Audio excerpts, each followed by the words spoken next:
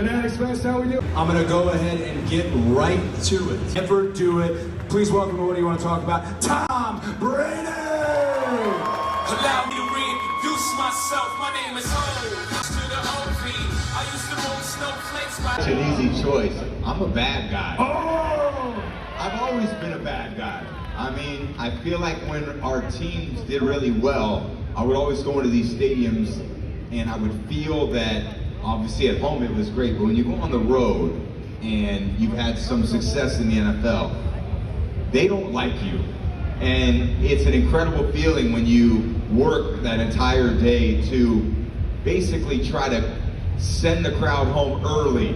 And it's a great feeling when you go on the road with your 53 players, your coaches, to a visiting stadium where there's 70,000 fans against you.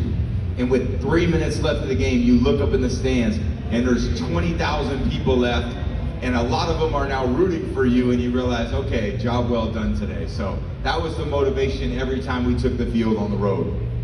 You, of course, were when we did Rip Night for Fanatics. Think of a game from 2007. The producers backstage will tell me, hey, it's an away game.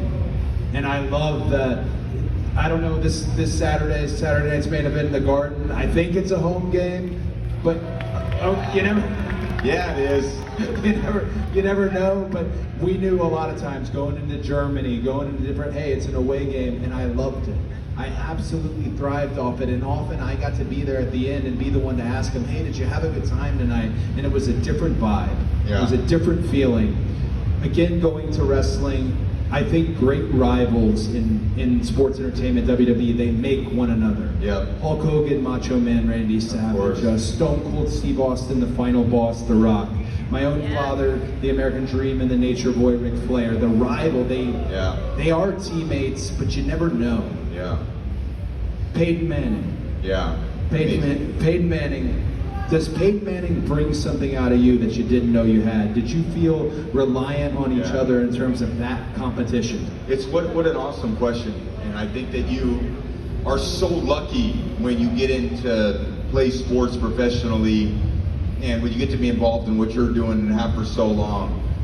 You always want to find things that take you to the next level. Because like to stay static, there's a great saying, when you're green, you grow, when you're green, you grow, when you're ripe, you rot. And I think a lot of people get to a certain point in life and they go, yeah, I'm good. And if that happens as an athlete, well, there's a lot of young players that are on their way up, ready to kick your ass. And I think for me, this continuous ability to want to learn to how to be better. And you could be better physically, you could be better mentally with your brain, your tactics, or you could be better emotionally. We can be more competitive. I can have more optimism. I can be a better leader. So every day I was trying to find ways to improve physically, mentally, or emotionally. One way that I actually got better was I watched, because I thought Peyton Manning was, in my opinion, when I came into the league, he was the North Star for quarterbacks.